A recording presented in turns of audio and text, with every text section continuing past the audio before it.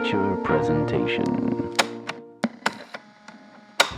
Welcome back to another Untitled TIFF 22 review. I am one of your hosts, Matt Rohrbeck, alongside, he's allergic to tomatoes, but he is tomato meter approved, Eric Marchin. I like movies, Matt. I do also like movies, Eric. That's why we're doing this. Did you rent a lot of movies growing up as a kid? Oh my God, this movie. Yeah, today we are reviewing Chandler Levack's I Like Movies, which is having its world premiere at the 2022 Toronto International Film Festival. Quick note before, I just want to be transparent. We do both know Chandler a little bit. You more so than me. I've never had any interactions other than online. I just know her through, she was also a film critic. Yeah. And we saw her at screenings, and my wife Nevis knows her and things like that. That being said, I'm not super close with Chandler. She's great, but I just know her from screenings and stuff like that. But we are going to review her movie today, so I just wanted to be transparent. It is someone we actually personally know a little bit, so I just wanted to get that out of the way. Take that with a grain of salt, whatever you want. We will always be honest about everything that we review, but I just wanted to be upfront with that. But yeah, Eric, I did rent a lot of movies in the mid-2000s and in the GTA. So this movie was essentially made for people like that who grew up in this area, who lived through that era, was about the same age as... Well, especially the suburbs of the like the greater Toronto Any area. suburbs. I'm sure it's pretty universal. Yeah. It's a lot of American suburbs and stuff. But Brampton specifically in this, even though, shout out to Ajax, the... Burlington, you mean? Burlington, pardon me, the Brampton, sorry. There's my own ignorance coming in terms of, suburban locations. But yeah, Brampton, but also, you watch the movie and then you see the end credits and they shot in places like Etobicoke and... Ajax, the Harwood Plaza, which is very close to where my grandparents live. So for the exterior shot of the sequels store, I was pleasantly surprised with this because watching the kind of teaser that was released and going into this, you're looking at that era and you wonder, is this something that is going to cut to the bone a little bit? Is this going to be too real where you go in and Were you think this kid, Eric? Was I? And you know what, to some degree I think I was a little bit. I know. I'm sure I was too. Thinking that when you're in high school, especially when you're at the end of high school, you're struggling to find an identity and be something, and then when you do have a reputation or you're known for something, you kind of embrace that to the point sometimes where it's being obnoxious and extreme and doubling down on those extremes. Yeah, and I feel a dumb kid. Exactly, and I feel the Lawrence Queller character as a truck goes by really embodies that perfectly. Oh, totally. Where, he is a kid in his final year of high school and he wants to go to NYU and become, the next Martin Scorsese, the next great filmmaker. He doesn't want to settle or compromise. And, the movies that he watches and the movies that, he recommends to people are films that are a tough sell no matter what. There's one film in particular that he recommends to a couple when he goes to the video store that's in the trailer, that is amazing. The Todd Solondz thing? Todd Solondz's Happiness, where that's the kind of movie I would have recommended to somebody. That's the first guttural laugh I had in the movie. And it is one of those, filmy jokes, which is really funny. But it also works perfectly because it's one of those... I feel like this is one of those references to a film where it could have been a Happiness, a Noah Baumbach or Todd Solondz movie where, the character is so unlikable and to the point where the filmmaker treats them like crap. Yeah. And it's not that. No. Lawrence is a guy who is still young, still figuring things out, and the movie's not afraid to call him out on his bullshit. But at the same time, it's also empathetic towards him. Yeah. It still realizes that he's going through a lot. He's young and he's still learning about himself and the world and not to be this kid. And I think that his journey throughout it is, really earned. And like you said, it never kind of just punches down on him and just kind of treats him like shit, even though he's treating other people like shit. Because again, he's at 17. He doesn't know any better almost at that time. That's no excuse too. He needs to learn, and throughout the movie he does. But it really hit home, man. I got into movies later. Like, it wasn't until, I guess, probably about his age is when I really started to get more into film, rather, Yes. whatever. But it really hit hard because, like, it taking place, in Burlington, and both you and I grew up in the GTA and frequented Blockbusters every week. We were those kids that I'd go to Blockbuster almost every day, walk around, be that annoying kid that would ask, is this movie in or is this video game in? Because I was also a video game kid. And I was a little bit of a, even going into college, like at his age, was like, I was that little bit like you had your opinion on everything and you needed to share it and you needed to double down on it, and you knew you were right, and you were right about everything. Like, again, I remember how I treated when Avatar came out, and you needed to be not necessarily intentionally a contrarian, but if you didn't like something or you thought you knew more about something than someone, you had to tell them about it and you had to double down on it. And maybe I wasn't to the extreme as in this movie, but maybe I was, and I grew up and learned from all of that stuff too. And I think the movie does a really honest job about all of that, and I really liked it for that. Yeah, watching this movie, I wanted to apologize to everyone who put up with my bullshit as a teenager. It reminded me more of you than maybe of me, but because he's really into movies at that time, which you also were, right? Like, you were this kid, maybe not to some of the extremes, but then again, like, you don't know, because you're looking at this character who, again, is very enthusiastic, passionate about films, and we learn maybe more so why he's put himself completely into it as we go along, and as we learn about some of the more tragic elements of the character, but how he's even exploiting those elements, and it's still something where the film treats him like a human being, unlike some Todd Solondz movies or Noah Baumbach, or even this will probably remind some people as well as like something like Rushmore, the Jason Schwartzman character a little bit.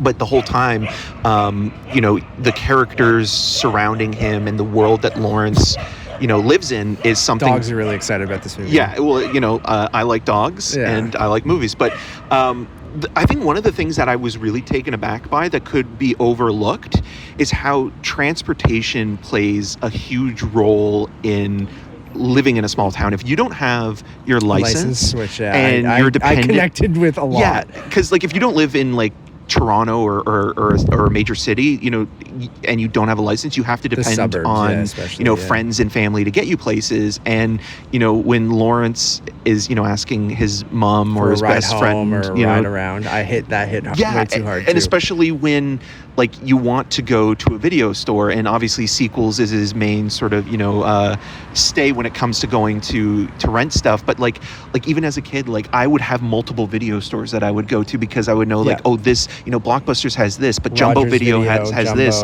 Hollywood Videos has this, and like I was lucky where I had all of them within walking distance. Right. So see, I would ask my mom or my grandfather to drive me over there, and they would always be obliging, but at the same time, it's like that's out of their schedule, and you see that where it's like it's not just your world. You're so self-involved and self-centered as a kid that you don't realize that there are other people going through things as well. You're ungrateful a little bit too, right? Yeah. Which we all were. And I think, again, the movie does a really honest and great job at all of that.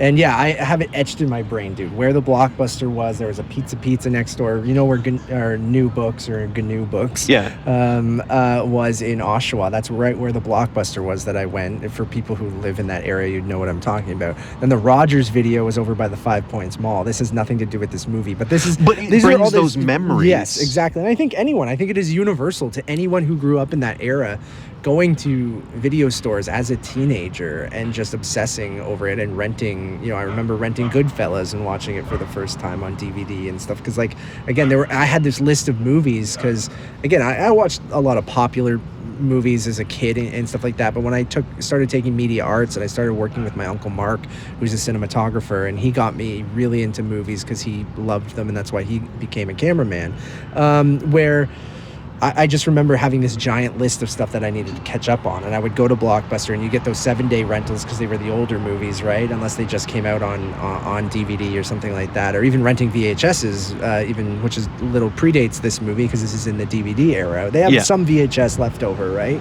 Yeah. Because there's a good rewinding. I remember those rewinding machines. Be kind, rewind, everyone.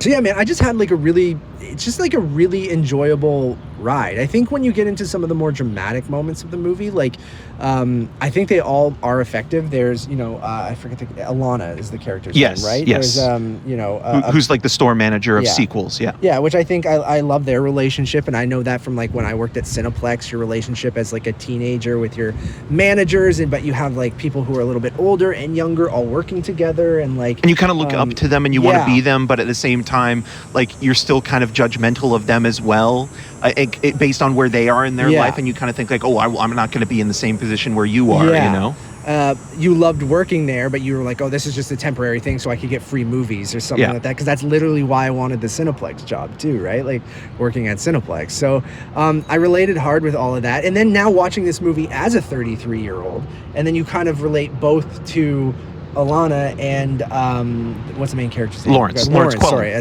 we've seen so many movies, everyone. I watched this a week ago, but Lawrence and Alana, like, you almost connect with both of them on a nostalgic standpoint, and just looking back on your life. You look at Lawrence at that time, and then you look at Alana at me being in my mid-30s now, and then kind of connecting with her and where she is in her life, and and what she's dealing with. So like, I really love that. Like, we're at the perfect age, and I know it's exactly, I guess, for necessarily our age group and stuff like that, and I think that just hits really hard, right? Yeah, I mean, it's interesting. Because Chandler's our age, so that makes sense. Yeah, right? It's also just interesting, again, going back to the video store era, because, like, IndieWire recently did this whole sort of like late summer article thing, or sort of featurette on the 90s. Yeah. And I remember listening to the podcast that followed it, and it was Eric Cohen and David Ehrlich talking about like how they grew up in the 90s and kind of felt like they were, in the last kind of great era for movies. And then, like, looking at this film, it kind of felt like, oh, our generation. I think every generation will think that. Yeah, because of the pre-streaming era, and that this was such a communal experience as well, right? That you go to a video store and, like, anytime I would go to the horror section, I would always rent a movie based on the cover, and not know about it. But then anytime I would go to this liquidation store in Pickering, where a friend of ours, Peter, used to work, I would speak to him for probably about like 2 hours and annoy the owner about movies. Is that where you met Peter? Or did you know him before that? And Peter, in a lot of ways, was like Alana, where like, he was the insightful one, the older person that I kind of respected, and like, would recommend, like, he recommended like bring me the head of Alfredo Garcia and stuff like that to me the first time, and you have those kind of vivid memories come back to you as you watch it. But even just growing up as we're being swarmed by pigeons in Canada in the early 2000s, there's a couple music cues in this that are great, that hit hard. There's a cameo that hit hard for people who like movies and are from Canada. The music cues are great, the locations and the I just, if you're from this area, this movie will just land, I think, and it will land for others too. Yeah, it is Canadian in that way, but it's still universal. It felt like Superbad or Lady Bird, like, if for recent like things of just like their relationship did remind me of like Jonah Hill and Michael Cera in Superbad. It's not that movie, but like just the friendship between Matt and Lawrence and who's his kind of his main actor. Oh my god, the SNL stuff, like, that was me, dude. Like, I was the loser club, like, not the Rejects night of like not going out on the weekend to a high school party, and I would watch SNL at home, or my Uncle Mark, again, I would go over to his house and he'd be like, you want to order a pie and watch SNL, and like, that's etched in my brain of like, I would hang out with my Uncle Mark and my Aunt Dana before they had kids, and watch SNL on the weekend. That's when I was really young, and then even growing up, it's all of that shit landed so hard, and it is genuinely funny, and I think it earns all of those moments. Like, the only, like, It's critical without being cruel. I think that's so yeah. important to kind of understand about this film, is that it is critical of the character at times when he does horrible things and treats people that are closest to him totally badly, but at the same time it never treats him like he's a monster. He's a kid and he's going to learn. People and he's call going him out on his bullshit, whether it's his mom or Alana or his best friend and shit like that. And those, like, we've all been through those, and it's good that those characters do call him out, and I completely agree with that. I think maybe the one thing critical that I think like we might both be is some of the continuity. Yeah, because I was thinking, so like, and you know, if the filmmakers want to respond to us and correct us if we're wrong, that's totally cool. But like, I was looking like the timeline of this film, so it takes place in I think 2003, right? Because Punch Drunk Love kind of plays out on DVD, right? Yeah, but that they movie go see it in theaters and then it comes. But out that movie didn't open till the fall of 2003 theatrically. Yeah, right. That's what I mean. I think it's late 2003, early 2004 that this movie takes place. And then there's also some movie posters like Manborg, which didn't come out until 2011. This is like really nerdy, nitpicky stuff, but I'm absolutely with you. Like I noticed the Manborg thing. For me, I know it's a super low budget movie and stuff like that. So like I completely understand that you gotta go, because I'm sure they would have loved to have period accurate Cineplex and like and stuff like that. But you know, it's a micro budget Canadian film. You kind of Cineplex let them shoot at a theater, you know, all this kind of stuff, use their branding, use their cups, their popcorn bags and stuff like that. So that's all like a huge win. Yes. But for I'd rather have it be Coke than Moke, as we've talked about before. Right. Or Jones sodas in the movie and stuff like that. Where the Cineplex scene, I was like, ugh, like I'm just such a because you worked there too. I did work there, and I worked there, you know, in the late 2000s. So probably 3 or 4 years after this movie takes place. But even when I started, they had those old Star Trek uniforms, and like, and it had more of the more retro Cineplex look, where everything in this movie has the very modern, you know, Cineplex logo, Cineplex theater. It has the AVX logo, the IMAX logo at the cinema that they shot at, and like those little things that, especially because this movie is made for, you know, it's not made for film dorks, but I feel like a lot of people who are watching it will be that, and those are the things they might notice. And again, I know that there's probably not a way to do that where you shoot and it looks like an old Cineplex, or like with the you maybe could have gotten the uniforms and stuff like that. The cups probably harder to do and stuff like that. And again, with a micro budget, you probably take what you can get in a lot of these things, and but we're also assuming that it's a micro budget. Like they could have been working with a decent enough budget, but we're just looking from the point of view that it is an independent movie. That's right? what I mean. Yeah. So there are things like that throughout the movie that, like, even in the background you see Dollarama, Shoppers Drug Mart and stuff like that, and like it's not necessarily, they did their best to shoot around that stuff to make it look like it's in 2004 when really you can tell it's 2020 or 2021 whenever they shot this. So those are like the smallest, most nitpicky things, but they do take you out of the movie a little bit when you see them. And I think like you do notice the Manborg thing, you do notice the Cineplex thing, and like those little things go, ooh, it takes me out of that time period, because it's all about the video stores in 2004. So when you go to Cineplex and it looks like I'm seeing a matinee on a Saturday in last year, it does take you out a little bit. So yeah, but again, this is us being nitpicky for a film that overall, we really actually enjoyable. quite liked and felt like it did, you know, hit a chord with us, and like even the way like it's sort of talking about sort of like, you know, male cinephilia and fandom as well, and like film bros, really. Like, I'm a self-proclaimed film bro at times, and that's more of a self-deprecating joke thing that I say. But I kind of am too. Or feeling insecure about, you know, somebody else having an interest in it as well, and maybe they don't have the same, you know, film history or historical kind of background that you do, but you know, still kind of being interested in it and being good at it, and again, like I think that final act really pays off beautifully in a way that like it's more realistic than like say Rushmore in so many ways. And I hate comparing it to other movies, but like I can see a lot of people comparing it to those films, but I think again there's more humanity in this film than a lot of those other movies are kind of more focused on aesthetic or kind of the provocative nature of kind of disturbing the audience or pushing the audience to kind of really despise the character, where the character is more complicated as an individual, and as we learn more about him, we both sympathize and still kind of feel somewhat critical towards him. But again, it never treats him like he is a monster. He's just a human being, and he's just a kid trying to figure out who he is as a person, and it never uses that as an excuse, but it calls him out on him using certain things as excuses. Yes, and it lets him, again, learn from it, right? And the movie does a good job at showing that. And I hope young men,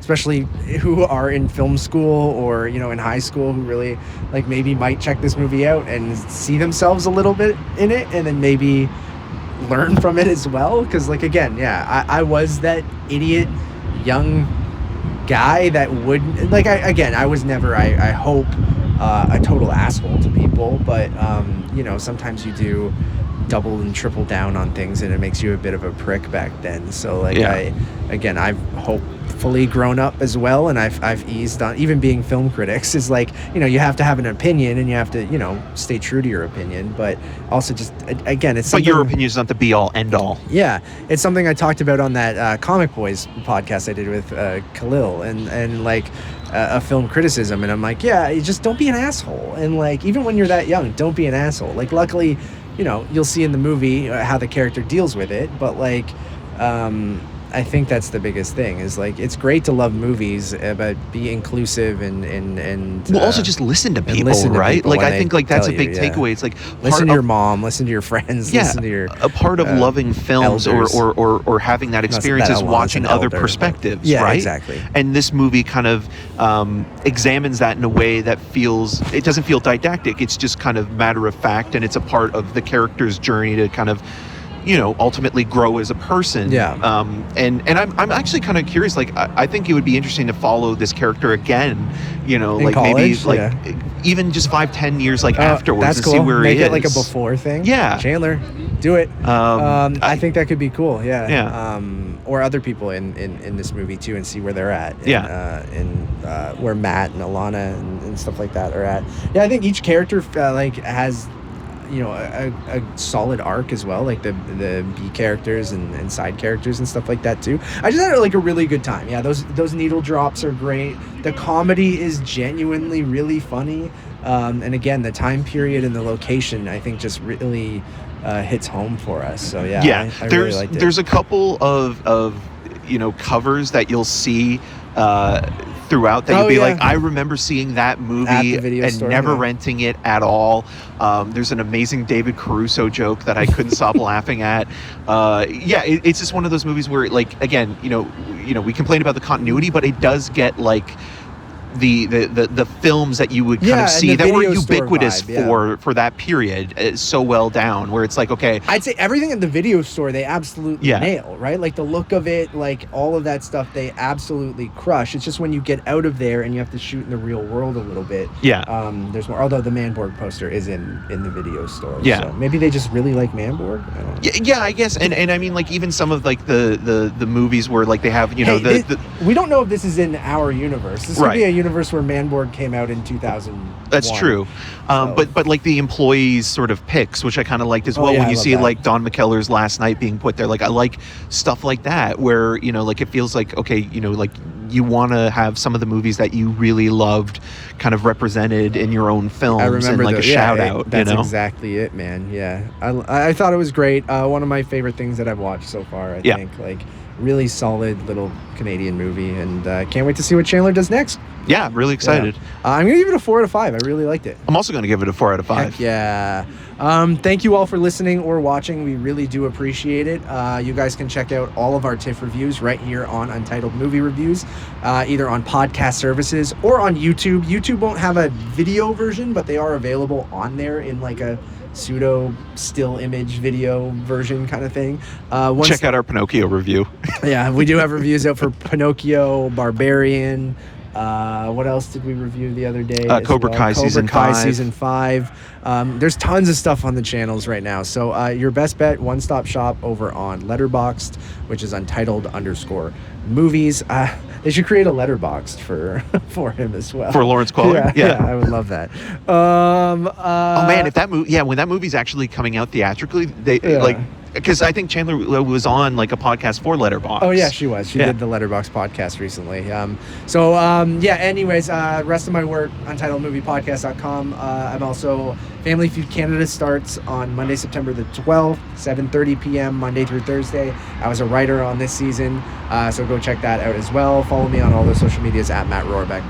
And I'm Eric Martin. You can find more of my video reviews on rogerstv.com/cinemascene and on the social medias at EM6211. Until next time. I got to go return some videotapes.